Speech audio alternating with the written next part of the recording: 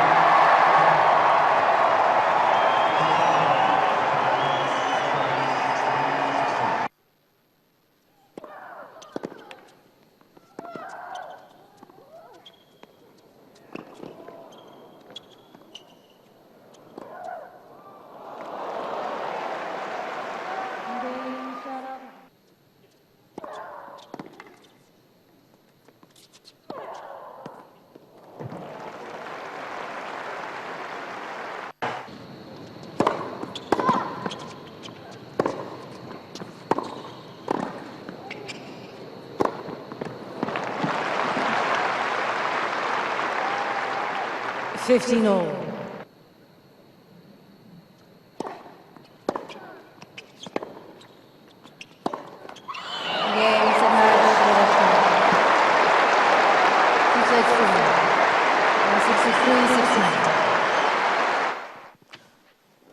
Hello, good morning once again. Chinese, of course, is here this morning. Chinese, it's been, well, yesterday 16 ladies were on, about 8 of them were out.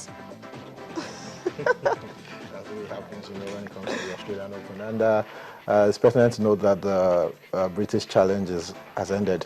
I'm talking about the women now. There is no British woman left in the Australian Open after just the first round. In fact, the only British survivor is Andy Murray, who is holding the flag for the UK, and it's very sad for them. And another thing I noticed, 2 American young women that have always been... I think we'll come to that. Yeah. We'll come to that. Slow Stevens, Taylor Townsend, 2 of them out. Well, not a good one for the Americans. We have only Serena Williams. Okay, we'll come to that. She's in action right now. Okay, now starting with from the home stretch, of course, the African Cup of Nations is ongoing. Yesterday, myself and Taya, we talked about the fact that the goals are not coming. But what happened yesterday, it was really a thriller. Starting from the first one, Senegal coming from behind to beat Ghana 2-1. And of course, the second game between South Africa and Algeria. South Africa taking their pound of flesh at first. By the end of the day, an own goal from one of their players. And of course, after that, well, Algeria had to do what they know how to do best. And of course, it ended 3-1. You know, football is a very funny game. Little variables here and there. The South Africans were leading by a goal to nil. They missed the penalty. You know, if they had scored that penalty, they could have gone ahead to win that particular game. They missed the penalty. They scored an own goal, and you know, I think some people said the Algerians triumphed through their technical superiority, and they were more experienced, technically, compared to the South Africans. You know, the South African side, we shouldn't get carried away with the fact that they came to Nigeria, got a result, and actually stopped Nigeria from qualifying. A result, and actually stopped Nigeria from qualifying for the Nations Cup. You know, this is virtually a new team. That man, Sheikh Mashaba, he's done a fantastic job after taking over from Gordon Ingerson. You know, he has brought in some players from the PSL and molded them into a very, very fine unit. And right now, they believe they can go ahead and you know, conquer and do anything. And like I said, if not, if things just changed a little bit, if they had scored that penalty and they had gotten a victory over Algeria, trust me, the South Africans would have been very difficult to beat in this tournament, because they will have the belief, you know, having conquered Algeria, having stopped the defending champions from qualifying. But unfortunately for them, it didn't go as planned, and they now face a very, very difficult task of qualifying from that group, because their next game is against the Senegalese side, who are still, you know, brimming high from with confidence after defeating the Black Stars of Ghana yesterday and doing it in freestyle, coming from a goal down to get a victory. So it's going to be very difficult for the South Africans. And you know, before the competition, before the tournament started, when I looked at that group, I tipped all the Algerians and the Ghanaians. You know, yeah. So right now, the Algerians are looking in good form. When they play against the Ghanaians, we will know how far, because that game is very crucial for the Ghanaians. So the Ghanaians cannot afford to lose that particular game, knowing that a loss could virtually eliminate them. If the Senegalese get a victory over the South Africans, even if they get a draw, the Ghanaians lose against Algeria, it's over. So they know that they cannot afford to get a loss in that particular game. Looking at the Ghanaians, you know, they were without their captain yesterday, Daoud Malire, but he's actually recovering right now, and he may just be fit for their next game against Algeria. That is definitely a big game for them. Now, without Atemoye Gyan, does that mean the Ghanaians cannot really, you know, get a victory? It's not like they can't. Because it's not like the they can't team is get a actually victory. built around him. Because yeah. He has a big influence on that team. You know, he's the captain of the team.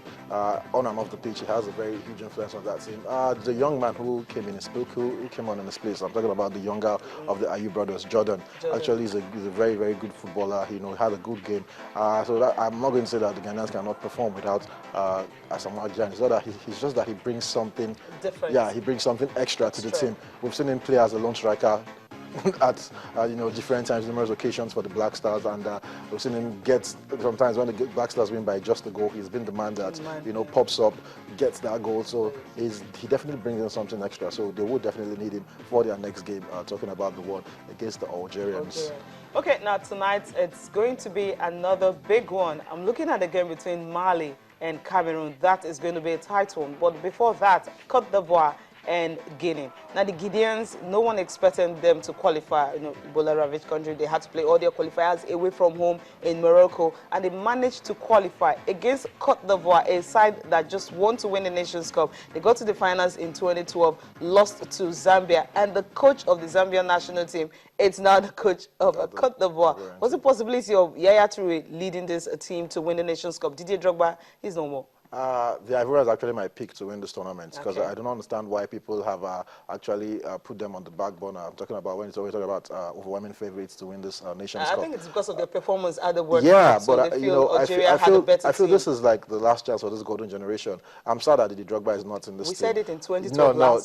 This is you know, we're already seeing the likes of Didier Drogba leave the team. Toure might leave the team after this. You know, so definitely this is something you can call their last opportunity at getting this. And I do not know for a reason.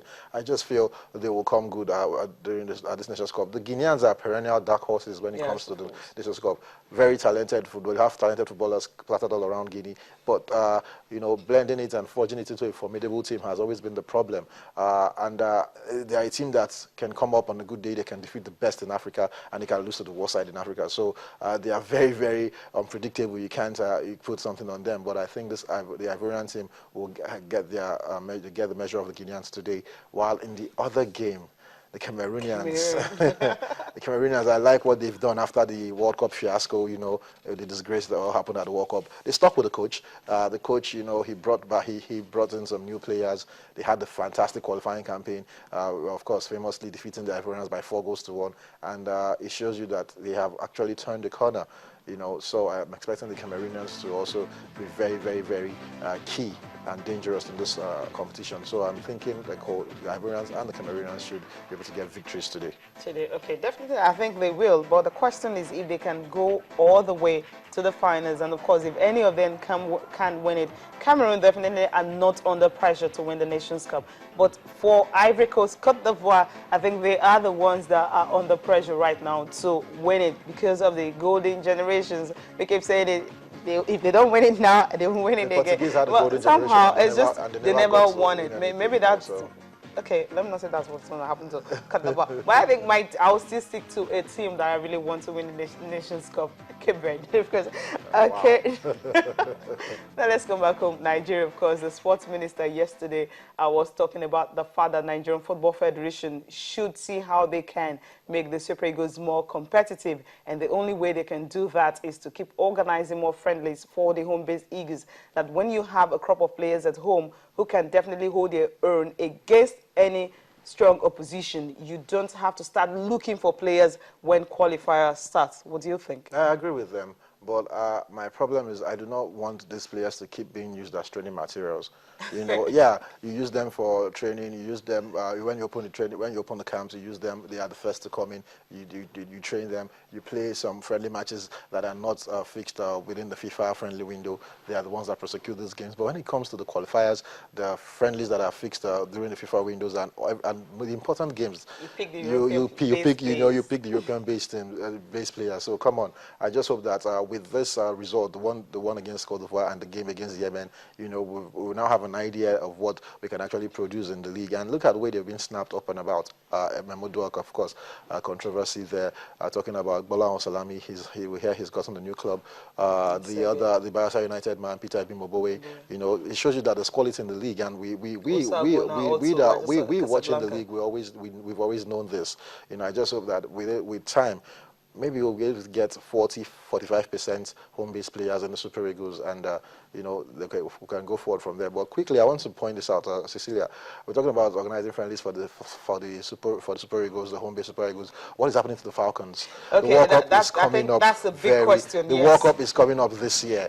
It's the biggest tournament when it comes to female football. We're talking. We've seen our under 17 boys play friendly games, under 20, under 23, the home-based Super Eagles. The Falcons have a tournament, the biggest tournament in female football, and what is happening to them? Come on, that it goes back to what we say about how we put preference, importance when it comes to the male footballing teams, but forget about the females actually bring glory to the country. Yeah, definitely. I think that's a good one. I believe that Nigerian Football Federation are searching for friendly games for the Super Falcons. I believe also they will also resume camp in February, just as they earlier stated. Now, talking about Nigerian players, AIMB, of course, we had the story that where the players are being owned about 25 match bonuses last season and 75% of their sign-on fees. But Felix Ayonse has said that, well, he said the players should come to training, and of course the money will be paid before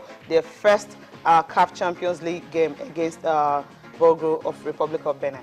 February 14, that's I that. don't understand why these things have to Okay. come to the limelight. I wouldn't want you to react to that. Things Okay, now don't. Victor Moses Momoni is back in training. I just want to point it out because you talked about league and all that. Some players are leaving and all. But when you don't have a league where you cannot really give your players what they need at a particular point in time, it's difficult to have a viable national team. That's the big story. Okay, now Victor Moses says he will definitely be taking absolutely nothing for granted when he returns back to training. Someone at Stoke City have really missed, any training and all that because of what he has been able to produce. Tony Pulis, the coach, of course, Mike Hughes, said something that he will definitely always bring in something different to the squad. Before the injury, we saw Victor Moses on his run of games. He was actually for every 2 games, Stoke City play, he's either getting a goal or he's getting an assist. He was very vital to the team before he got that injury, and definitely he'll want to come back to that particular form he left before he got injured. So definitely, I understand when he says he does not want to take anything for granted. He's going to go all out and all in, to make sure that he gets his place and he makes the impact he's been making or he had been making before he got injured. And I believe him 100%. Now let's go to tennis, of course, Australian Open, and that is where the big story is. Novak Djokovic having a flying start. Of course, Stanislav Wawrinka also on a flying start. Victoria Azarenka won her game, and Sloane Stephens, she's out of the Australian Open.